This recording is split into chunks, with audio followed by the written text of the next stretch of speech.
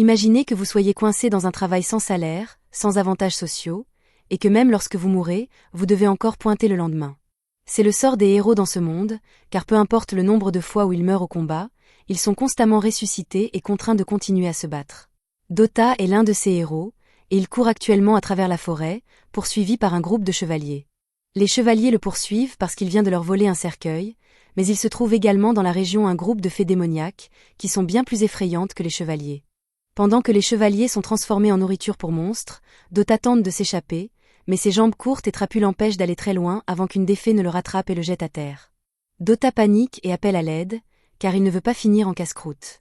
Heureusement pour lui, à la dernière seconde, son compagnon Xylo tombe du ciel et poignarde le monstre à la tête. Dota est reconnaissant d'être en vie, mais il a apparemment été transpercé alors qu'il courait pour sauver sa vie, et il souffre énormément, il n'est donc pas prêt à affronter tout cela. Il dit à Xylo de simplement le tuer, car l'Église le ressuscitera de toute façon à la base, mais Xylo le frappe au visage et lui dit d'arrêter de penser ainsi. L'Église se moque qu'il meure, car elle peut toujours extraire leurs âmes de l'enfer et les placer dans de nouveaux corps, mais après chaque mort et résurrection, les souvenirs de votre âme s'effacent lentement, et vous finissez par oublier qui vous êtes. Dota se rend compte que Xylo a raison, alors il accepte de laisser Xylo soigner sa blessure, même si c'est douloureux. Peu de temps après, Dota est soigné, mais à ce moment-là, Xylo remarque le cercueil là-bas, et il comprend enfin que Dota a fait quelque chose de vraiment stupide.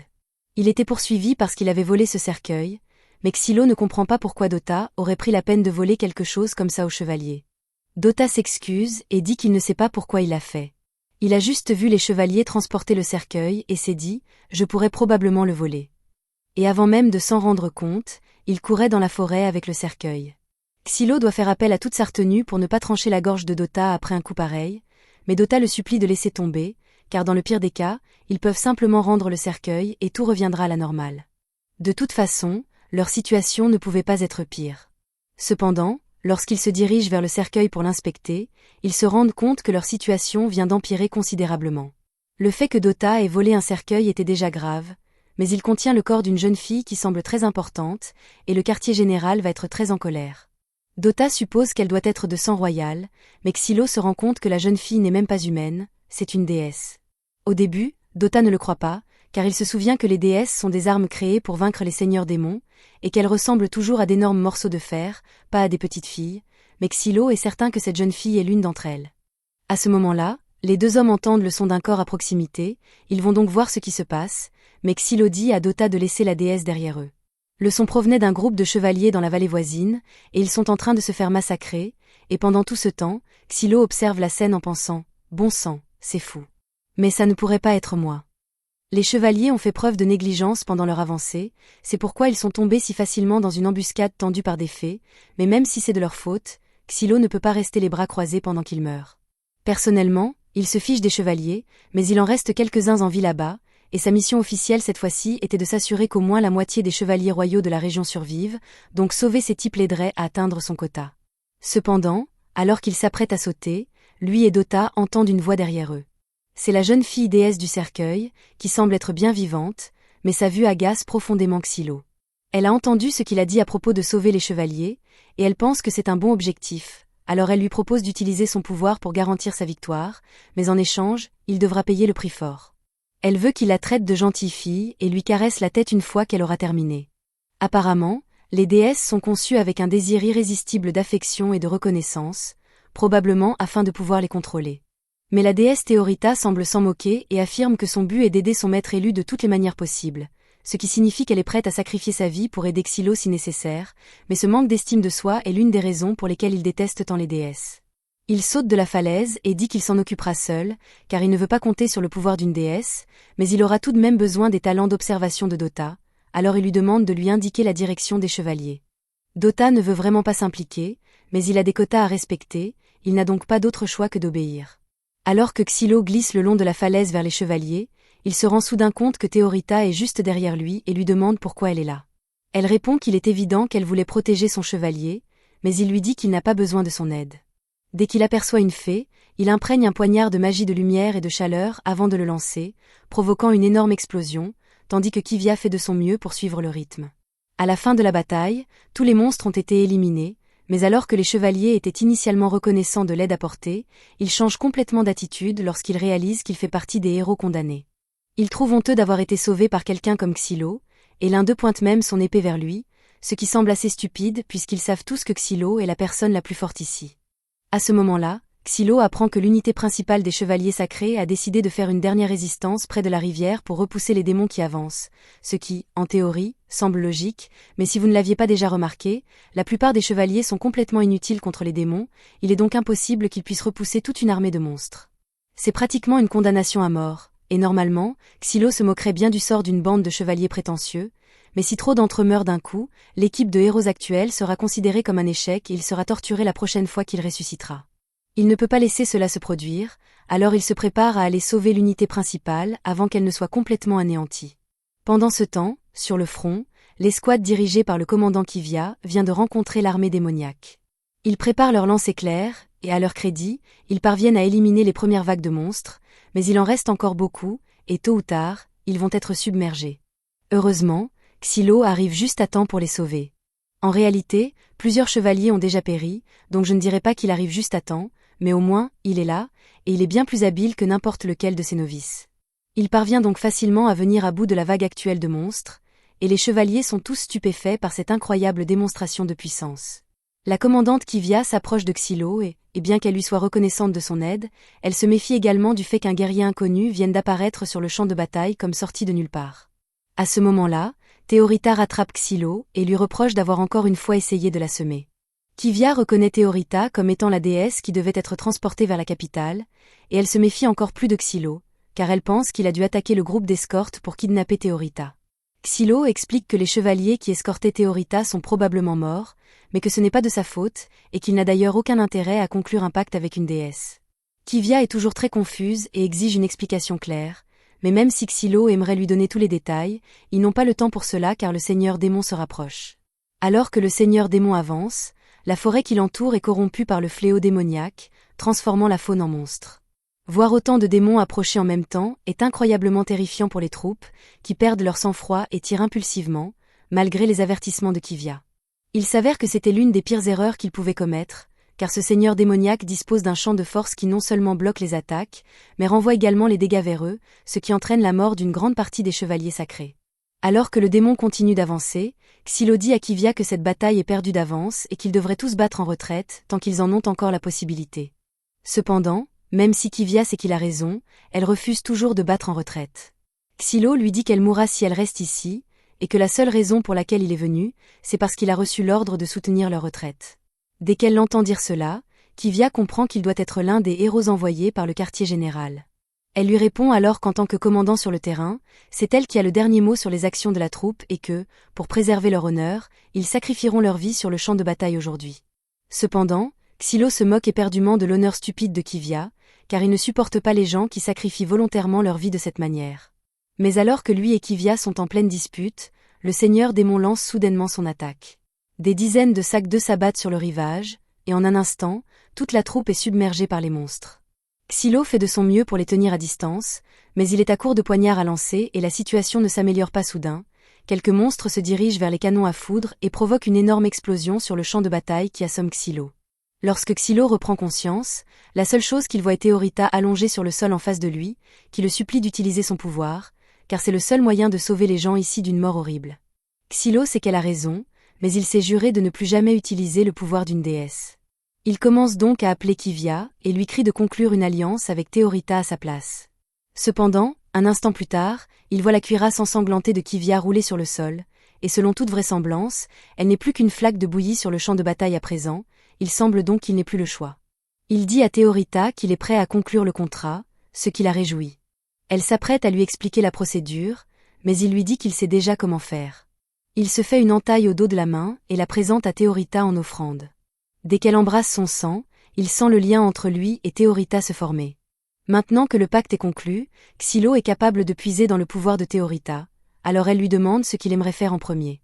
Il répond qu'un bon point de départ serait d'éliminer les fées qui les entourent actuellement, ce que Théorita accepte avec joie.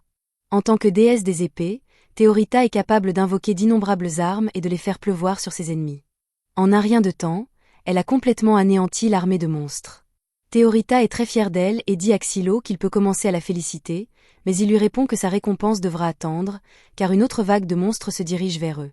Il ramasse l'une des épées créées par Théorita et la lance sur un monstre. Il semble que son pouvoir fonctionne toujours avec les épées créées par Théorita, alors il lui demande de lui donner plus de munitions. Petit à petit, il élimine les démons restants sous le regard émerveillé des chevaliers sacrés. À un moment donné, Xylo parvient à retrouver Kivia, qui est surprise de voir qu'elle est encore en vie, mais il aurait été préférable de le savoir avant de conclure le contrat.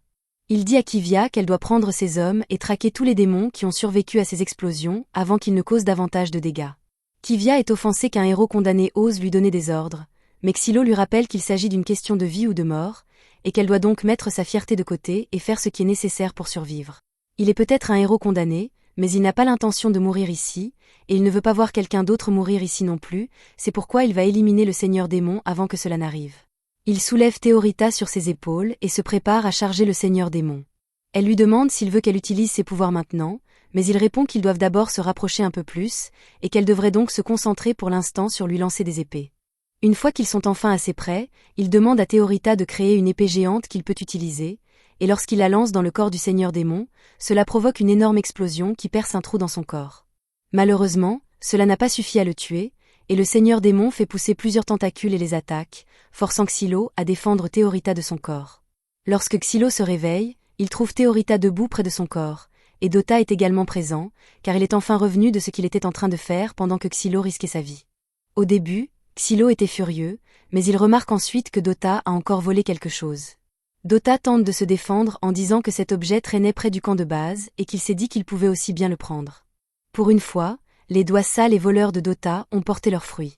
Il s'agit d'un seau de terre brûlée, en gros une bombe très puissante, et Xylo vient d'imaginer un plan pour l'utiliser afin d'éliminer définitivement le Seigneur Démon.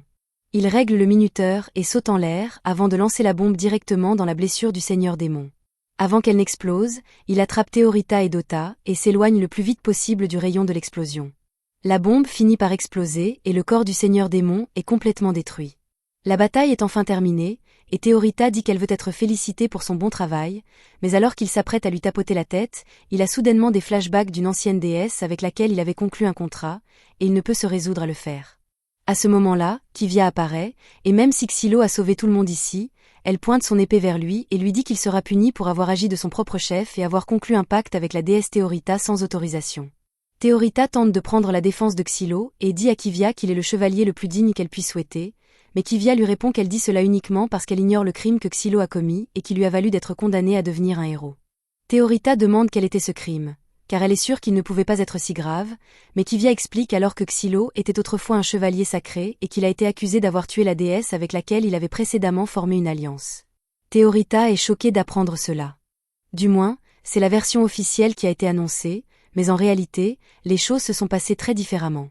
Le jour du jugement de Xylo, il est conduit devant le tribunal où l'inquisiteur lui annonce qu'il est accusé d'avoir tué sa déesse, Sinurva. Xylo tente d'expliquer qu'il avait reçu l'ordre de partir au combat avec elle, mais que les renforts promis ne sont jamais arrivés et que Sinurva a été contrainte d'utiliser toute son énergie. Lorsqu'une déesse épuise toute son énergie, elle devient vulnérable et susceptible d'être corrompue par les démons. Il a donc choisi de mettre fin aux souffrances de Sinurva avant qu'elle ne soit corrompue. C'était une raison tout à fait valable, mais l'inquisiteur l'a accusé de blasphème contre les déesses et a ordonné aux gardes de l'empêcher de dire un mot de plus. Xylo a désespérément tenté d'expliquer que si une déesse était corrompue, cela pourrait donner naissance à un démon possédant les pouvoirs d'une déesse, ce qui mènerait à la disparition de l'humanité, mais en levant les yeux, il a réalisé que l'inquisiteur se moquait complètement de la vérité et que tout cela avait été un coup monté depuis le début. Il ne savait pas qui en était l'instigateur ni où il se trouvait, mais il jura sur le champ que, peu importe le nombre de vies que cela lui prendrait, il le ferait payer. Quelques jours après la fin de la première mission, Xylo dort dans sa tente au camp de base, lorsque Théorita le réveille soudainement. Il lui dit de ne pas le déranger puisqu'il veut dormir davantage, mais il lui demande aussi pourquoi elle est toujours là malgré le fait que les chevaliers lui aient déjà tout raconté sur son passé. Théorita admet qu'elle était initialement inquiète en apprenant que Xylo avait tué une déesse auparavant, mais elle croit fermement qu'il avait nécessairement une bonne raison de le faire. Il se retourne dans son lit et lui dit que sa raison importe peu car, en fin de compte, cela ne change pas le fait qu'il a tué une déesse. Il dit ensuite à Théorita que le pacte qu'ils ont formé peut être dissous d'un commun accord, donc elle n'a qu'à dire le mot et leur lien sera rompu, mais Théorita refuse absolument. Elle dit que Xylo est son unique et seul chevalier, et quoi qu'il arrive, elle doit rester à ses côtés jusqu'à la fin. À ce moment-là, Xylo reçoit un message de Venetim lui disant qu'ils ont été assignés à une autre mission et qu'ils doivent partir immédiatement. L'hiver a déjà commencé à s'installer dans cette région, et Théorita est émerveillée par la beauté de tout lorsqu'il est gelé. Mais aussi mignonne que sa curiosité puisse être, elle est aussi vraiment agaçante, donc Xylo et Venetim se lassent très vite de ces questions incessantes. Pendant ce temps, au QG, Kivia a reçu une mission propre, et selon son supérieur, elle doit suspendre la mission de transport originale et se rendre au tunnel de Ziwan pour aider à les dégager. Elle demande si cela signifie que ces tunnels ont aussi été envahis par le fléau démoniaque. Donc son supérieur explique que depuis la 4e guerre et l'apparition du fléau démoniaque numéro 1, une grande partie de leur forêt a été corrompue, et au cours des 20 dernières années, l'humanité a perdu beaucoup de ses terres habitables, donc ils ne peuvent pas laisser le fléau se propager davantage. Pour assurer le succès de la mission, l'équipe des héros a été envoyée pour aider, donc Kivia dit qu'elle partira immédiatement pour les rejoindre. Mais avant de partir, son supérieur lui demande de saluer le grand prêtre Marlin, pour lui si elle le croise là-bas. Cette nuit-là, Théorita et les autres campent dans les bois lorsqu'elle remarque qu'elle n'a pas vu Dota depuis un moment. Xylo explique que Dota est actuellement à l'atelier de réparation après que Xylo l'ait un peu trop battu pour tous les problèmes qu'il a causés, donc il ne sera pas disponible pendant un certain temps. King dit à Xylo qu'en tant que l'un de ses sujets, il doit être plus prudent dans la façon dont il traite ses alliés, et Xylo est d'accord à moitié avec lui pour qu'il puisse poursuivre cette conversation. Théorita s'approche de Xylo et lui demande pourquoi il appelle toujours ce type King. Donc il explique que King est un héros comme lui, et il croit sincèrement qu'il est le roi du royaume fédéré, donc il est plus facile de composer avec lui si on joue le jeu. Quant à la raison pour laquelle il a été forcé de devenir un héros, King a lancé une attaque terroriste à grande échelle contre le royaume pour, je cite, réclamer son trône, donc c'est un terroriste avéré. Théorita ne s'attendait pas à ce que la raison soit si sérieuse, donc elle essaie de changer de sujet et demande qui est ce type là-bas. Xylo l'informe que c'est Tatsuya, mais Théorita trouve assez bizarre qu'il fixe le ciel comme ça. Xylo ne sait pas non plus pourquoi il fait cela. Mais, comme il a expliqué plus tôt, quand un héros meurt et est ressuscité, il perd une partie de sa mémoire et de sa personnalité, donc s'ils ne font pas attention, ils finiront tous comme Tatsuya un jour. Le lendemain matin, ils arrivent enfin au village, mais les villageois ne semblent pas très heureux malgré l'arrivée des secours. Honnêtement, le fait qu'il y ait encore des villageois dans la région semble étrange à Venetim puisque, normalement, ils auraient tous été évacués maintenant, mais il semble y avoir beaucoup d'obstinés pour une raison quelconque. Xylo s'approche de l'une des boutiques pour recueillir des informations, et la dame est initialement méfiante après avoir réalisé que Xylo est un héros, mais il assure qu'elle n'a rien à craindre. Il lui dit que lui et ses amis sont juste là pour maîtriser les tunnels, mais la dame ne pense pas que cela servira à grand-chose puisque le village a déjà perdu beaucoup de gens à cause du fléau. Elle s'éloigne ensuite sans donner à Xylo une chance de demander son chemin vers le tunnel, mais juste au moment où il allait abandonner, une petite fille attire son attention et lui indique la direction du tunnel. Xylo la remercie et commence à s'éloigner, mais avant qu'il ne puisse aller loin, elle lui demande s'il va sauver son père. Xylo reste silencieux et continue de s'éloigner car, bien qu'il ait de la peine pour elle, si son père était dans ces tunnels, alors il est probablement mort depuis longtemps et il ne veut pas lui donner de faux espoirs. Plus tard, Xylo rejoint les autres, et ils passent en revue toutes les informations qu'ils ont recueillies jusqu'à présent. Les tunnels de Ziwan produisent du fer de bonne qualité, qui est utilisé comme catalyseur dans les sceaux sacrés pour être utilisé contre les fées, c'est pourquoi l'armée a investi beaucoup d'argent dans le développement de cette zone, mais elle a fini par être infestée de fées, donc elle n'est pas très utile pour le moment. Théorita demande à Xylo ce qu'est un sceau sacré puisqu'elle ne sait pas grand-chose à leur sujet, donc il explique que les sceaux sacrés sont ce qui lui permettent de se battre comme il le fait. Cela dit, il ne sait pas grand-chose non plus, donc il demande à King d'expliquer puisque c'est son domaine d'expertise. King est un génie en matière de sceaux sacrés, et il est capable d'effectuer des réglages qui prendraient habituellement des dizaines de personnes tout seul. Mais les sceaux sacrés seuls ne suffisent pas à vaincre leurs ennemis. Alors qu'ils s'approchent du tunnel, Venetim informe tout le monde qu'il y a environ un mois, les villageois ont signalé qu'un groupe de mineurs de la cave a été transformé en fées à l'intérieur et a commencé à attaquer les gens. Les détails exacts de l'incident sont un peu flous, mais ils ont pu découvrir que le fléau numéro 51 est appelé Lotus. Leur mission aujourd'hui est de creuser un chemin direct pour que les chevaliers saints puissent attaquer, donc tous sont forcés d'entrer et de s'occuper des démons.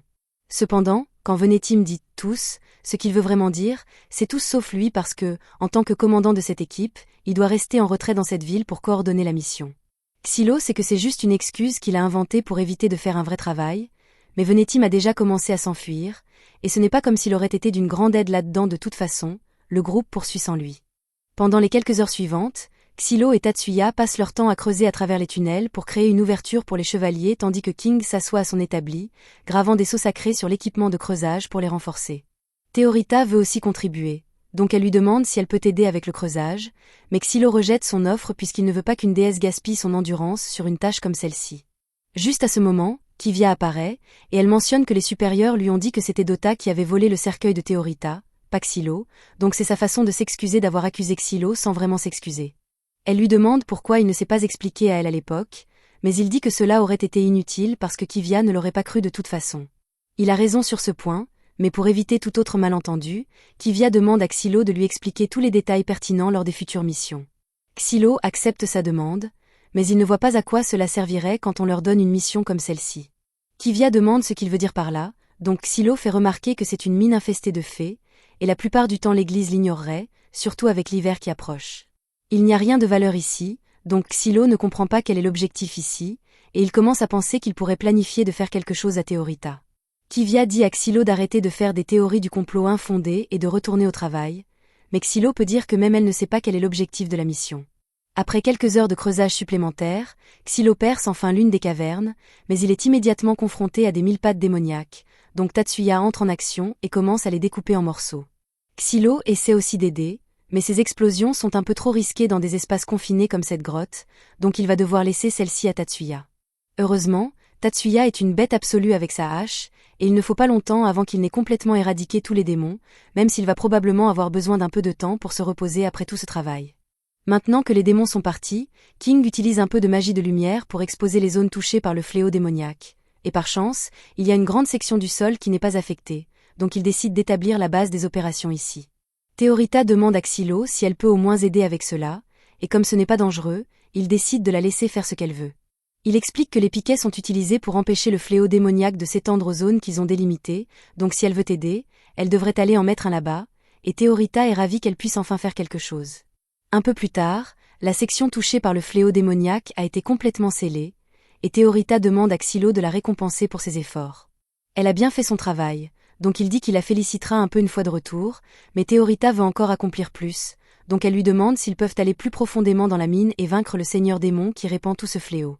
Xylo lui dit qu'il n'y a aucune chance qu'il fasse cela puisque, premièrement, il ne veut pas s'occuper de cette corvée, et deuxièmement, cela irait à l'encontre des ordres qu'ils ont reçus.